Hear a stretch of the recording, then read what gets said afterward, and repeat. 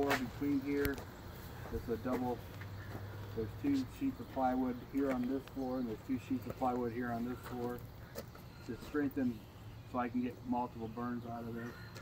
I can control the flow from room 2 to room 3 with this damper, and I can control the flow from room 3 to the attic space with this damper.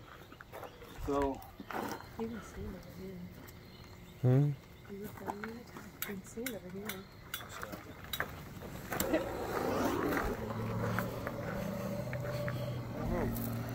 Partly she said it. All I'm building that just to burn it. Yep. Please.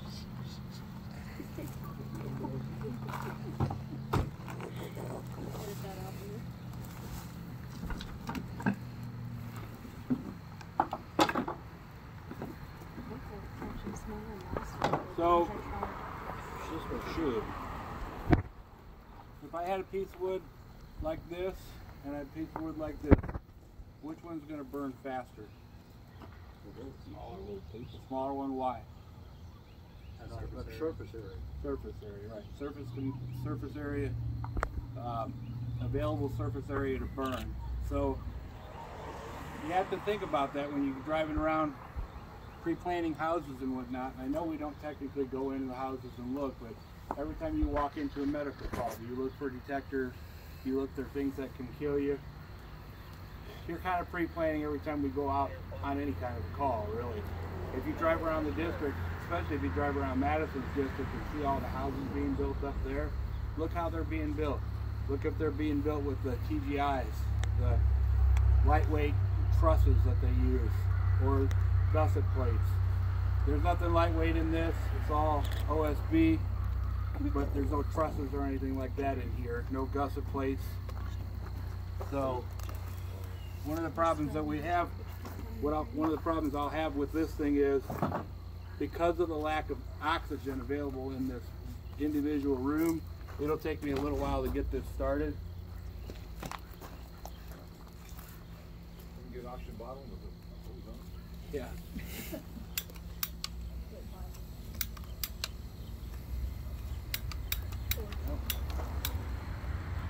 Firemen never start a fire. Come on.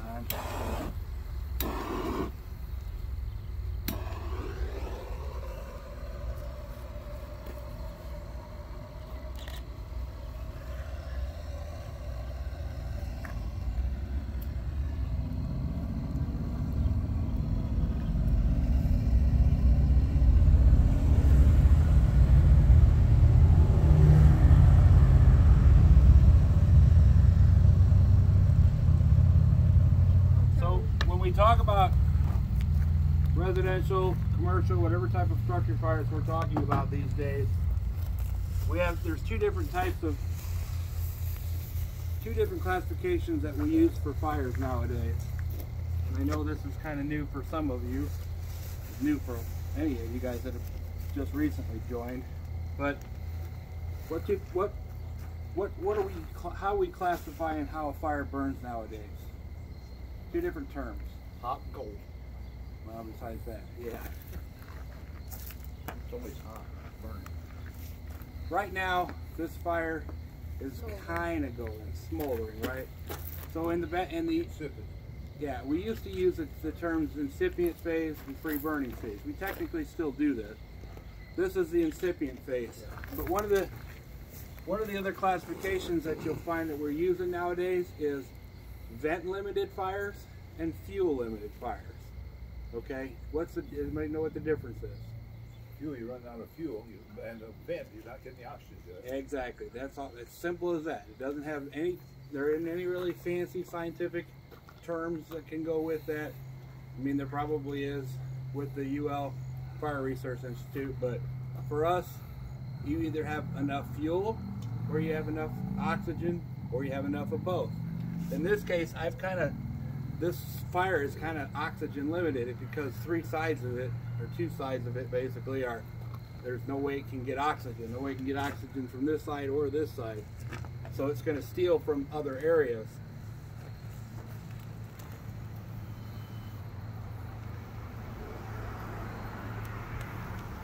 But once it gets going, Open your top up, get an updraft, and yeah, I could do that.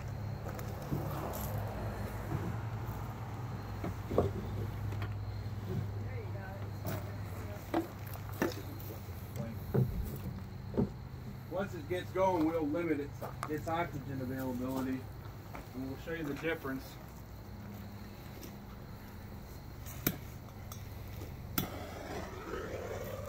We are going to try and do this school fire prevention stuff this Friday, same time as before. I'll be here for both of them. She'll be here in the afternoon, right? Yeah, 2 o'clock. I don't think Rachel and myself said we should get it done.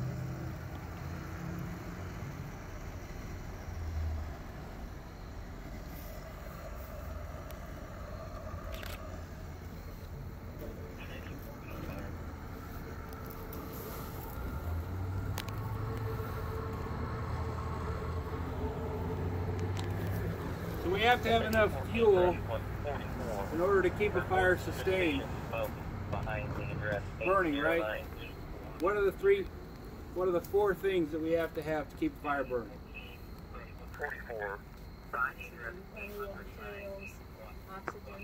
Oxygen, materials, right? The fuel, the wood, heat, and a continuous chemical reaction, right? So that fire tetrahedron, when we first got into the fire service, and when I first got in the fire service, it was just the fire triangle. We had heat, ignition source, and fuel. Now we have heat, oxygen, heat or ignition source basically, oxygen, the fuel that's actually burning, and then a continuous chemical reaction. That's that chemical reaction, that's the whole, all that once it comes together creates the fire tetrahedron.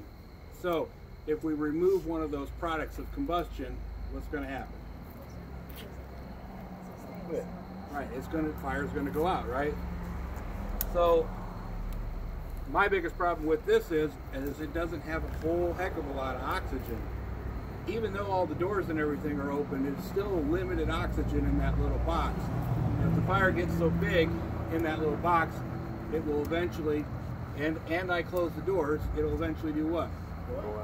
It'll eventually go out, right? Because it eats up all the oxygen.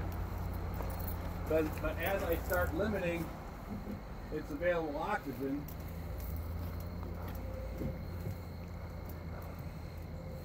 You've got some flame at the top now. Looks like it. Yeah, you're about ready to get a Second floor. flash over. oh yeah. So this is what I'm looking for. Top. This is what I'm looking for. Okay. So what do we got here? What is this called? Devil's dance. Okay. What do we call it though? Flash over. Not flashover. flashover. Rollover. Rollover. If you look up in here, you'll see this fire is slowly rolling over the ceiling like this, and it's also jumping into this other room. Why is it jumping into that other room? Because that's the next place that's got oxygen. Because It ran out of right. oxygen. It's run out of it's drawing from oxygen from here. So if I close this, is it going to darken it down a little bit? Pretty good. It's still going pretty good, right? So I can darken this down just a little bit of water. And if we cool the ceiling, we knock that down a little bit, right? Now if I don't put it completely out, what's going to happen? It's going to rekindle. So if I see where we got this smoke pushing through here, now we've closed this available oxygen, right? So where's it trying to pull oxygen from? It's going to pull it from wherever it can get it. You see right here, right about there, Below that is oxygen. this is an inflow boundary and this is an outflow boundary, okay? It's a plane, it's what we call our plane right now. We're pulling, this thing is pulling oxygen in from here and letting it escape.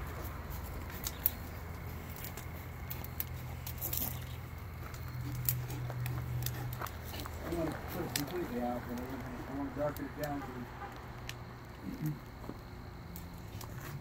County 916 back in service.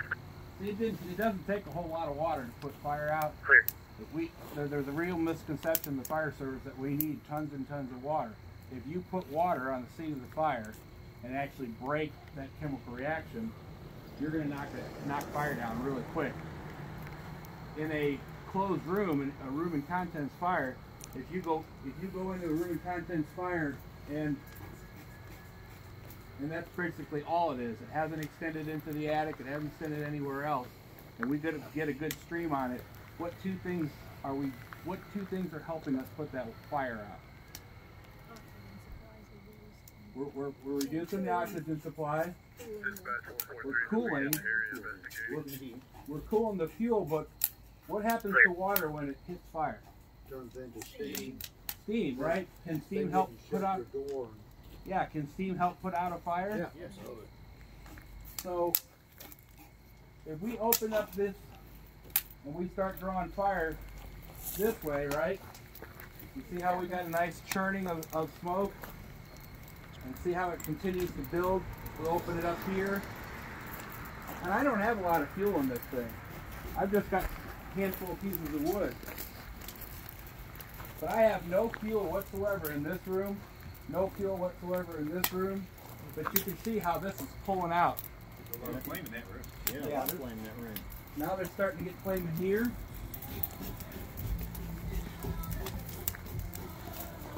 And why is this? This one's like 20 years old. Broken spines. Yeah, right. I'll say it. Yeah. You're probably not even old enough to be You guys a about to turn this on? Stand by. We should Got have music for your video. Yeah, right. Well, I do not own the rights to that music. There we go. Now you should use that song for that video. Charlie, I think you're gonna need bigger hose, buddy. There it is. You need to get the ceiling. Get the ceiling on this side, Charlie. There's actually no connection between this floor and this floor, but that room is fully charged because it's come all the way around. So there's a hole between here and here, but there is nothing between here and here.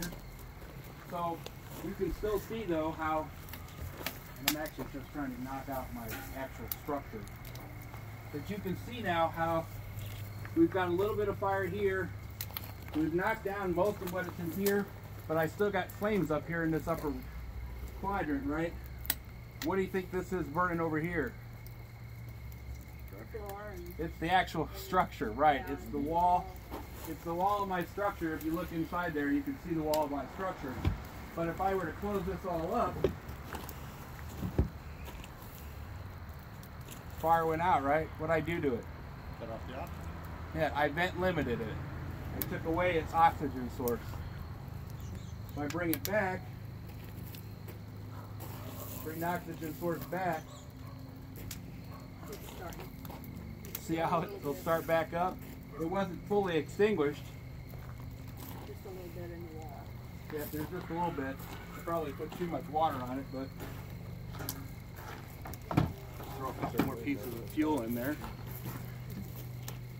So Charlie, did the spray is what we're supposed to hit it with, rather than a straight stream going into Straight, the fire? right. There's a big debate between fire departments as to what type of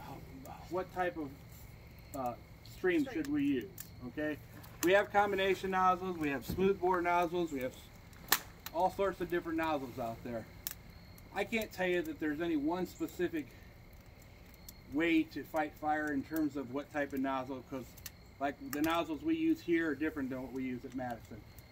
I do know that a straight stream nozzle, it doesn't, the smoothbore nozzles doesn't have the opportunity to bring as much oxygen into the stream as it's traveling from the hose to the fire.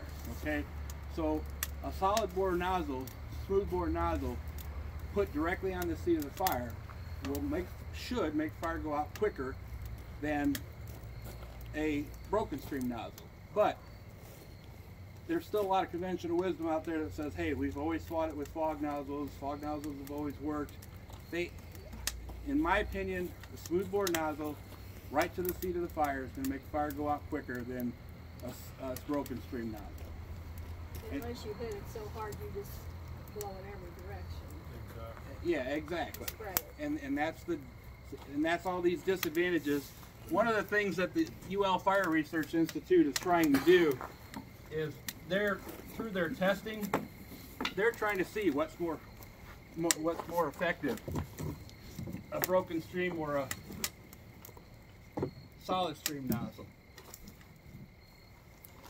And I still got part of my structure going here. Yeah, your walls The going. wall's going in there. Yeah. See how we can read this smoke though? We know we've got a good burning fire, right? About to break through there. Yeah, it's getting ready to roll over on me.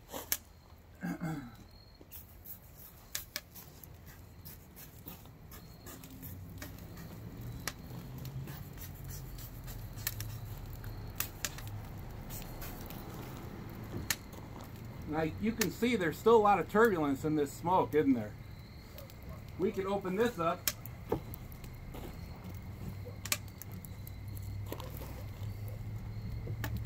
As we open that up and I close this and close this, where's it going to be getting its oxygen from? The bottom. Still going to be getting it from the bottom. See, our flow path really is right about here now, where we've got oxygen going in, and still we have a little bit of fire coming out. But looking at this turbulence, looking at this smoke,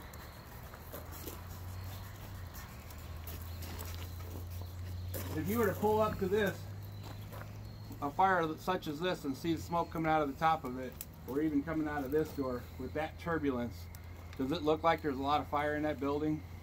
Is there really a lot of fire right now? No, but it is still eating a lot of oxygen from all that stuff that's smoldering in there that I knocked down. But as soon as you open the front door and There you go. That was what I was just getting ready to say. If we had all this closed up, and a lot of these houses today, they're sealed up pretty good with triple pane glass and windows and whatnot. So what is it waiting for us to do when we pull up in this situation? Open the door. Yeah, it's just waiting for us to give it some oxygen. This is still pretty turbulent smoke, isn't it? And I've vent limited this entire fire. I've pretty much shut off, except for the cracks where it can steal oxygen. We've still got a pretty good turbulent smoke. It's not real turbulent, it's not that thick black stuff. Why is it more of a lightish gray, whitish color in this fire than it would be in maybe a residential fire? that right now it's starting to go to the decay stage. Okay. Right, it's in its decay stage, so it's working its way down. But what do we have in our conventional homes nowadays? Man-made objects. Yes, all these man-made products, all these synthetics, and these synthetics burn with a lot of black smoke. One thing that the Research Institute has learned is the difference in the temperatures on what a fire of a conventional nature from the old legacy furniture that we used to have versus the fires today with all the synthetics. We're in the 2,000 degree range where the old temperatures were 900, 1,000 degrees, maybe 1,200 degrees. If you go onto Google and go to UL Research Institute, you'll see all the stuff on YouTube rather. You'll see all the experiments that they're doing. And the experiments they're doing is legacy versus conventional furniture and just showing how fast they burn. So I vent limited this fire, right? Probably knocked most of it out. Yeah, you see that? I took away a lot of its oxygen, so it's still smoldering down in there. But I took away most of its oxygen, so the fire itself is gone. Pretty much, in, like Ron said, into the decay stage.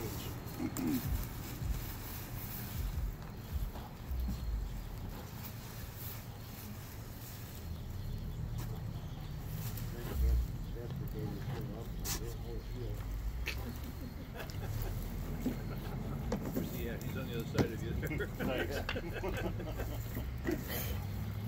Because he didn't get enough good photos. He said, I ain't got enough time to play in this fire yet. I want to redo it. You didn't get enough nozzle time on that fire? You want to do it again, huh? Well, I just want to keep showing examples. I want to see how we can pull air all the way from the top. I got to get it. I put too much water on it there. But thanks to Anthem and Community South and all my medical bills, I have a whole bag of shredded paper. He wants to make sure the she shed's going. I asked him if his insurance covered it. We can throw some diesel fuel on it. So, just looking at this now, looking at the way this smoke is pushing, if you can see down in here all those embers, if I just left it like this and didn't put my torch, would it light back up? Yeah. Yeah. May take a while.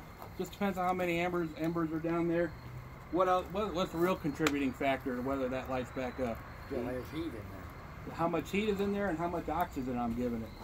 So if I sat here and just fanned it and gave it some more oxygen, it may just light back up without me even having to put the torch back on it. That's the way a lot of those fires, wildfires in California get started. Somebody just make sure it's embers keep going. Yeah.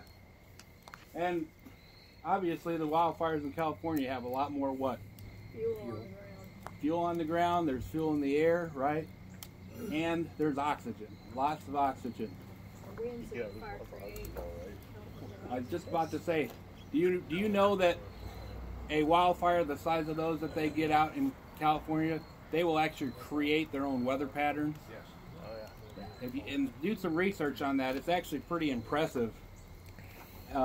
A lot of the times, especially when they get into the real huge ones where you're talking multi-jurisdictional fires, they'll actually bring a specialist in from the National Weather Service to be in their command post to help them along with the wildfires, just because the National Weather Service guys can kind of predict what the weather's going to do. Not only are they watching for weather to move in, but they're also watching what's going on right there on the scene. Are you calling that a rekindle? No, I just never put it out in the first There you go. first Ain't no place. such thing as a rekindle. You just put it out to start with. Yeah. That's the Madison fire. All right, where's your ventilation at? Mike asked where the ventilation. Oh, are you talking about where did I put ventilation? Where would you put ventilation on this? Okay, What about so the positive pressure? if we were using positive pressure, somebody answer Mike's question real quick. There could be two different answers. Okay. Why? One of them, yeah, get it going to get it to flare up so you know exactly where it's at. Another thing, make sure you have the back of it vented. Okay, before so you do it. if there were windows in this room, we would vent this room, right? But if we've got smoke pushing like this, are we going to put a positive pressure fan in that fire yet? No. Probably not, because it's just going to light this baby right back off. Okay, so we need to make sure that we've got the fire mostly out before we start positive pressure ventilation. Years ago, there were departments, and there may still be some departments out there. Years ago, that there were departments that actually used positive pressure ventilation fan in conjunction with their initial attack. What they would do is they would go from the unburned area to a burned area with their attack. Let's say if we had a back door, we'd go from the back door because it's the unburned area. We're going to say this is we'll say this is the kitchen area or whatever. We would go from the unburned area they would go from the unburned area to the burned area, but with the fan behind them. And the idea is we'll push all the products of combustion out as we're going in to make the attack, which will make our attack easier to see, because ideally the smoke would be pushed out at the same time. But what do you think was causing? What do you think that? Why do you think that went away? Or you don't see that as a regular tactic these days? Because it made the flames go higher. And Yeah. where it was. Now that they got a better understanding, is we're just feeding this fire with oxygen. We're pushing it to every void space. So instead of having a room and contents fire, now we've got it up into the attic or up into between the floors. So I was kind of hoping this would just light off again. It's about ready. Yeah, it is.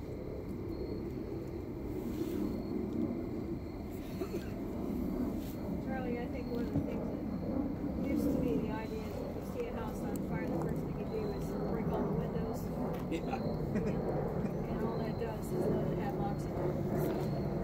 the hardest thing to get people to understand. You don't want to leave your door open and you don't want to break it.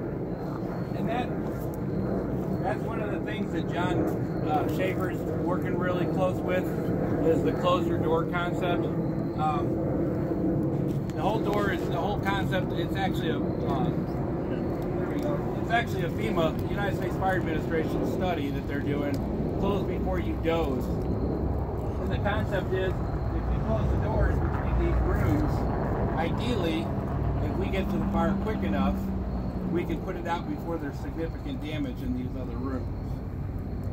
You see, I didn't have to do anything with that fire to add to it. Can you see where our flow plane is though right here? It's still rolling over, right? So what happens if I open this and I put a little air here? Now where's my fire going to go to? It's going to go up to 3. It should start pulling oxygen from here. So if I close this,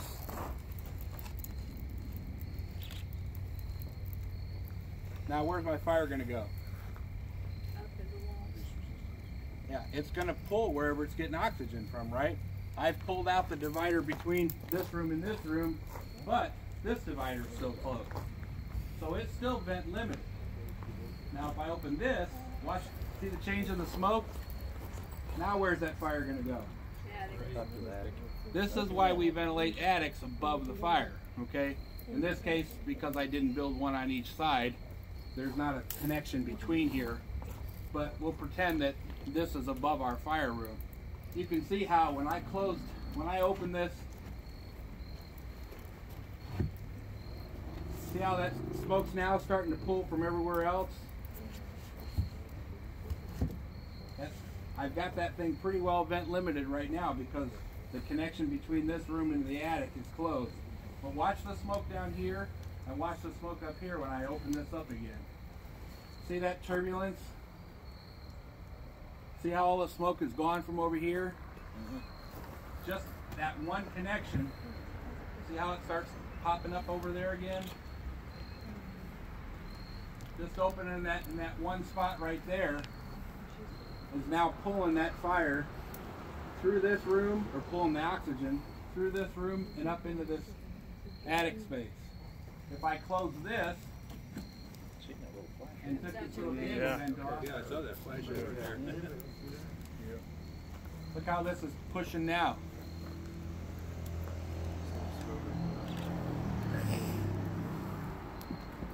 And it's probably going pretty well inside. I've got it kind of vent limited right now, right?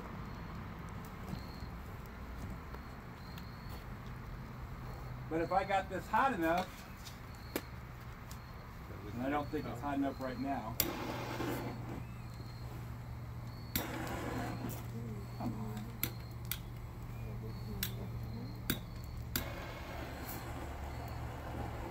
See that? That smoke is actually fuel. I'm able to start that smoke on fire because that smoke is full of products of combustion. This is one thing that a lot of newer firefighters don't understand, is that the products of combustion are all within that smoke. So when we first get into a room, we need to hit the ceiling first and cool it down and then work our way down. What does hitting the ceiling first do for us? Cools it down. Wow. You're not doing good in there now. You may have to rebuild your house. Yeah, well, I built it to burn it, so. You want a straight nozzle for that? I can switch it there. Hit the ceiling. Hit the ceiling. Hit the ceiling with your straight bore there. Needs to fog in it. So when we go into a room, we see our fires basically rolling at the top of this room, right? Why is that? Because that's where the combustion or the fuel is. Right, that's where all our fuel is. That's where our products of combustion is. Our fuel is our furniture and everything else down here. But as that stuff is pyrolyzed, as it's turned from, when it heats, it turns into a gas basically. The gas is burning, it rises to the ceiling. So when we first go into a room, especially if we've got something like it was when I just opened that door, or something like this, in this condition, if we go in and we hit the ceiling and cool it down real quick, what are we preventing? Flashover. Exactly. Somebody tell me what flashover is for the new folks that aren't here. It's where all your non-burned fuel at the ceiling ignites all at once. Right. Everything in the room is brought to its ignition temperature. And once it all lights off, that's flashover. If you're in a room that truly flashes over, even with all your gear on, what's your chances of survival? Slim to none.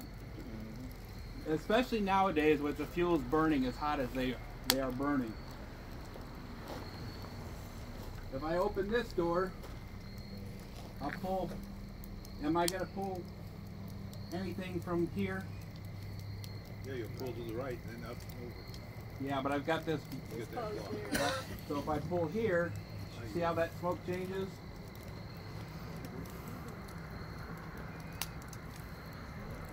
The more I vent limit this fire,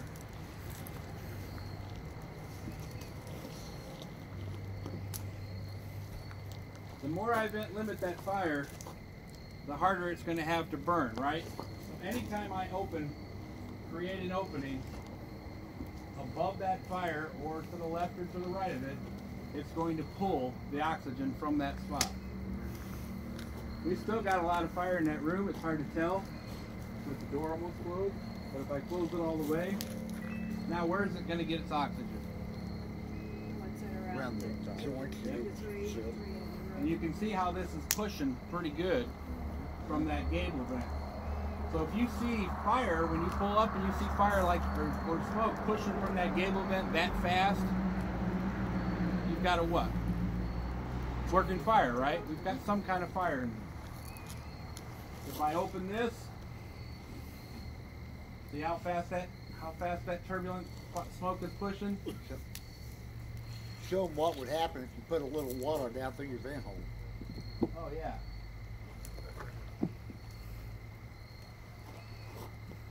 I'm gonna get just a little bit of air in here. You still got a good fire going. Yeah, I know. On this side. So see how fast that in fact, come on, can you hear that? I want you guys to wait till this car. I vent limited this fire to some extent, right? Because I've got this as open, but I don't hear much right now, right? Listen to what happens when I give that just a little bit of air. Can you hear the rumbling? It's literally drawing all this air and rolling from here to here to here. Ron was saying what happens when we put water into the vent hole. We just pissed it off, didn't we? Those change the color and smoke too. Yes, there was a big change in color and smoke. But if you pull up and we see something like this, you've got a pretty good fire going, don't you? Yeah. Could it be throughout the entire building, or could it be in just one room? It could still be in one room if the opening is right above where the fire is, but if I start opening, you see it flash?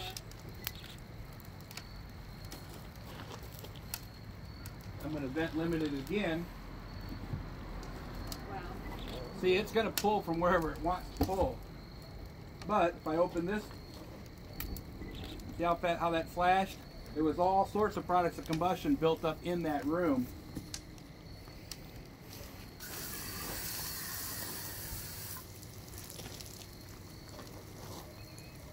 Now, what did I do? Took the heat away. I cooled off the outside of that structure, right? But did I do anything to the fire room? No. Is there still a lot of heat and combustion going on in this thing? Why? How can you tell? Yeah, read the smoke. If you ever get an opportunity to do art of smoke reading class, if it's offered around here, get into that class because it is so cool. What happens if I open this door? If there's any fuel left in it. Yeah, I burned most of the fuel out of it.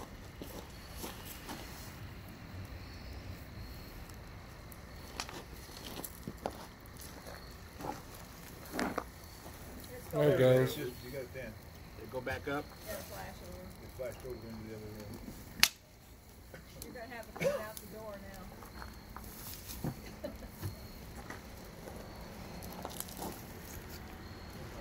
Thank you for the straw, Andrea, Tyler. Yeah. They're not missing. So I vent limited this fire again. There's a connection between here and here, so if I pulled this panel,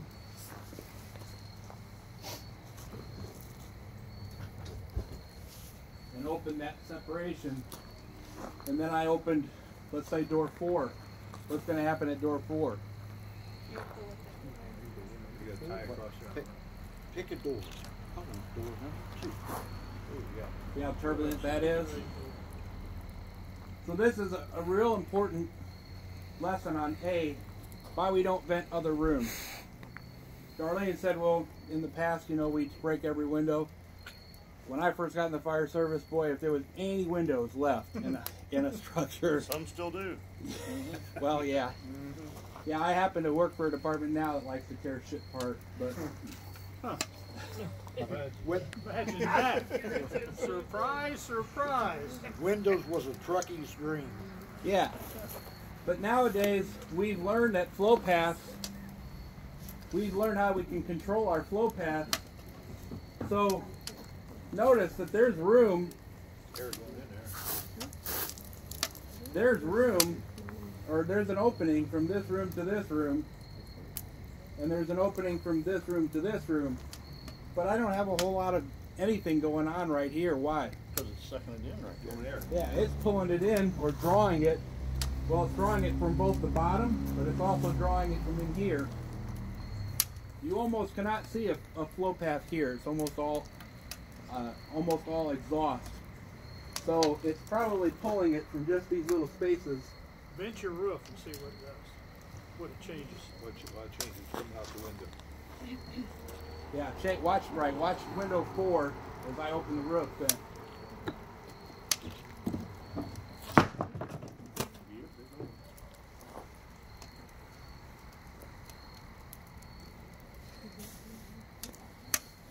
I did too. I didn't do that. I thought it was flash. I thought she'd pull it over there. Yeah, I did too. What if I pull this open? That'll help it go. You think this room's ready to flash? You got this wall over here on the outside, You think this room is ready to flash? No. Not yet? No. But it's probably getting pretty close, isn't it? Because you aren't getting any huffing on it. You're starting to get it on the side. Over here? Yeah. No, on your side. On your side. It's Oh. up the It's side. starting stuff on it. If I close this, now see all the activity I've got coming from here? It's still, though, sucking oxygen in here through these cracks. Not as much. But if I pop this open, you think it's ready to flash? Now she'll light up on you. I don't know if I have enough fuel in there now. A lot of the fuel burned up.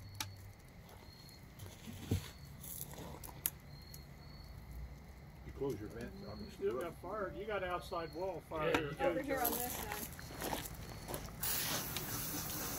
Thought I reinforced that wall. I guess not. That's that contractor. Yeah. Through a court. It was a union job, low budget, one guy working. See what happens when I open that?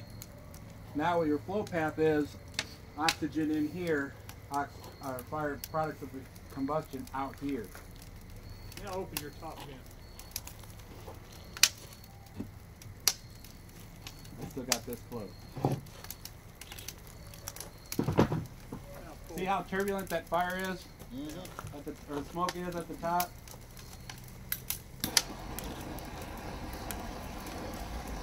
That's just the smoke burn.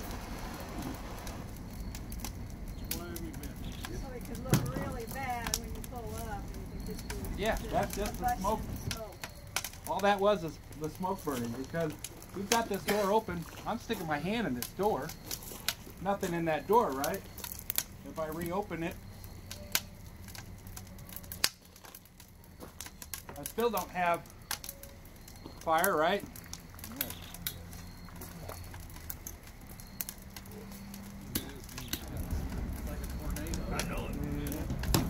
That is all products of combustion from the smoke alone. Look how clean it is above that. Yeah, it's free burning. Yeah, it's burning that black smoke. Just don't burn that one to the ground. Hey, you have to get that thing original. Oh, there goes Charlie Cooper. Yeah, he's still at it. Now you see why I didn't want a pecan. And then also too, Charlie, See, look how that is. Yeah, smoke's burning too.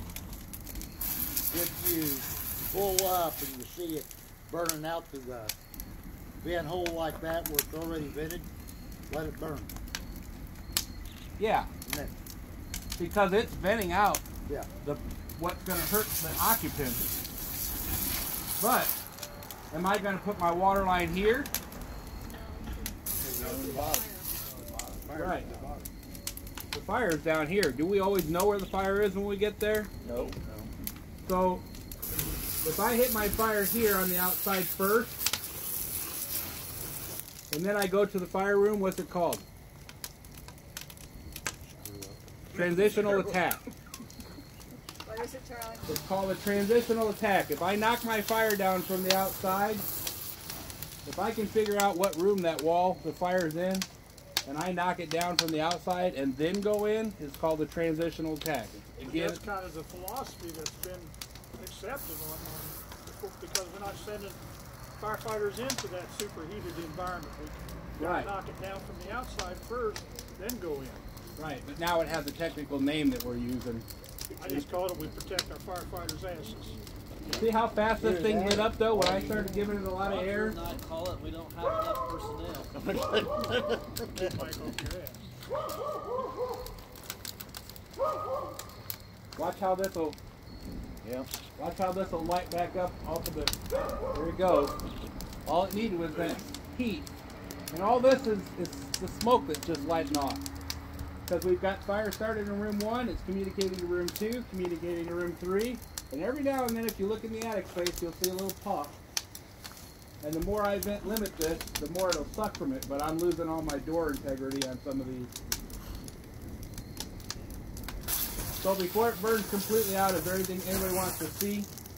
Well, I'm pretty much losing my structure here. Yeah, you got a hole over here in Yeah, this wall. I can see it through the hole. Through the opening. Anything anybody wants to see? Any questions?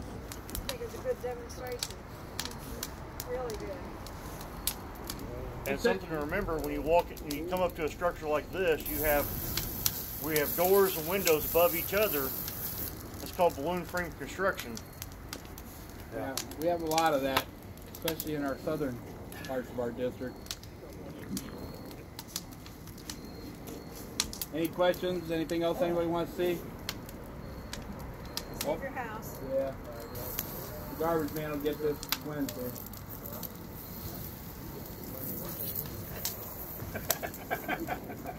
I was hoping to get a couple different burns out of it, but not how much we had to go.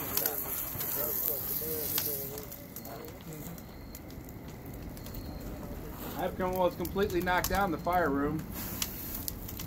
Now what do I have burning here? The structure. Yeah, that's just the structure. Why?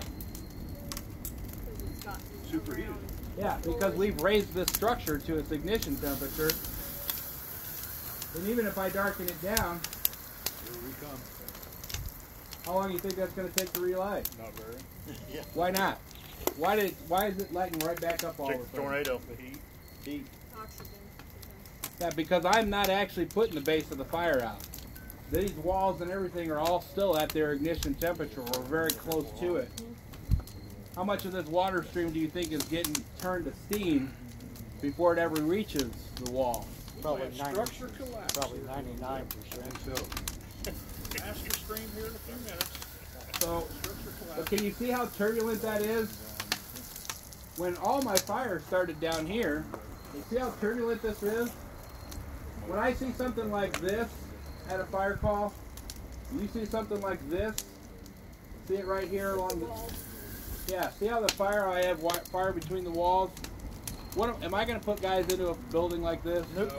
Probably not. Depends on how well you like it. That's right. That's Yeah. right. You want to get rid of some guys on the fire department, you send them in. Rookies? Not necessarily. Some of the rookies make them pretty good.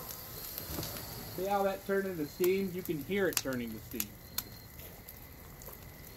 Oop, there it goes Flash again. it again. So why is this? Why is this side of it? Still has a ton of heat over there. Yeah, I didn't spray on this side. I sprayed up here and I sprayed this wall over on the left. But there's still.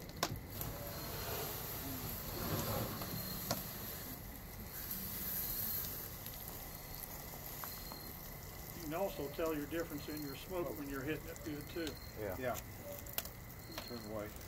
And then one thing too, where Charlie, with these new guys and stuff, always keep an eye on your smoke, because with the gear we have anymore, we're so protected, we go in further than we really need to. So for some of the old guys in the room, how did you tell how hot the fire was years ago? Your ears burn. Your ears are burning. right. Exactly. The hotter your ears were, the hotter that atmosphere was.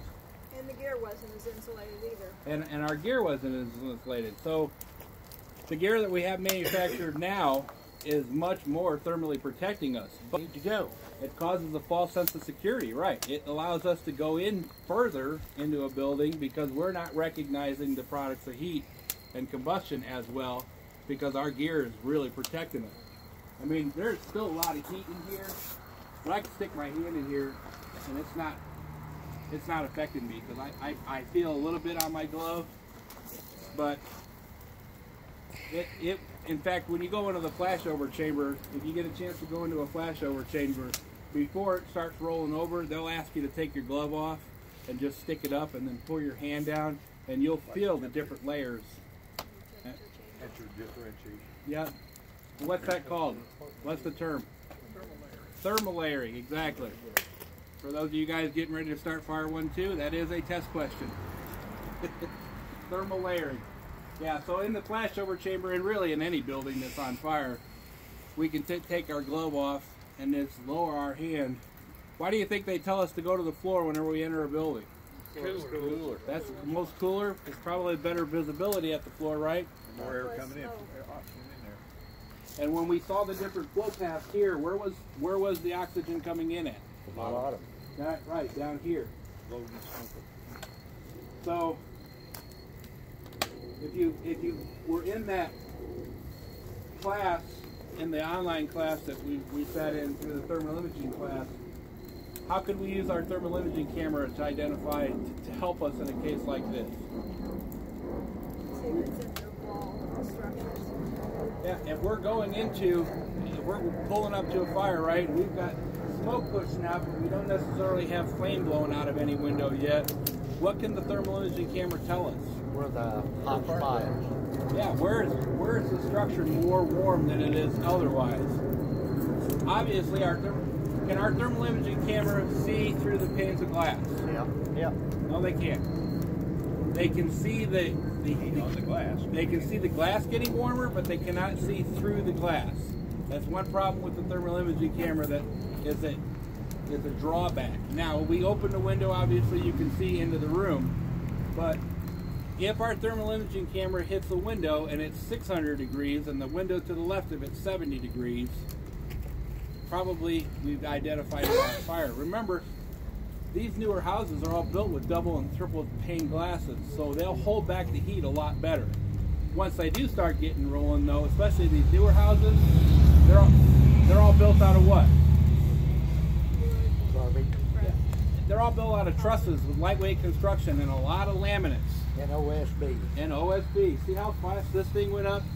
I was hoping to get a couple of different burns out of it, but I pretty much lost my entire structure here.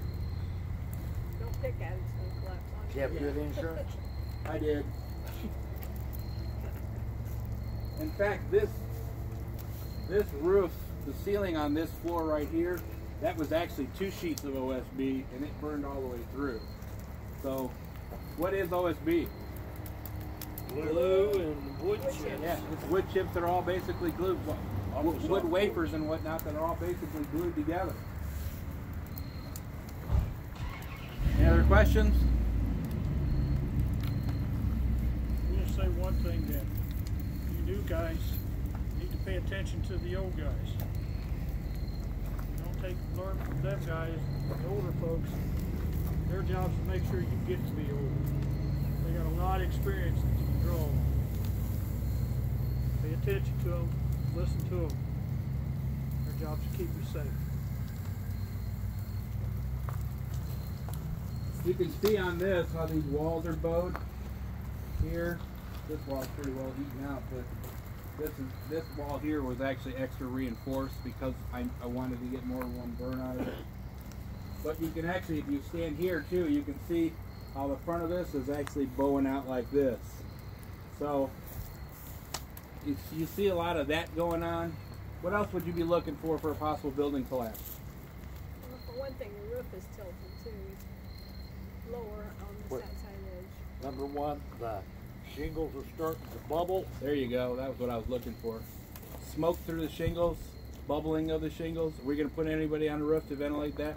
Hell no. Nope. We see smoke pushing through brick, through the mortar of a brick building. Back up. Yeah. It's going to come out.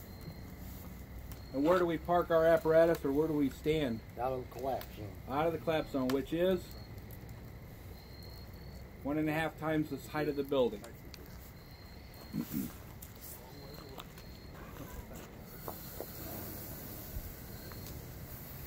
Got that, Shipley? Question? Yeah. I just done what my officer told me to do, or actually my chief told me to do. The fire was at the other end of the building. It didn't take it long to move, though, did it? No, it didn't. Any questions? All right. Mike, can you print out a sign-in sheet for them? Yeah. Let everybody sign except for whoever left early. Brennan. Oh, Brennan left. And Tyler and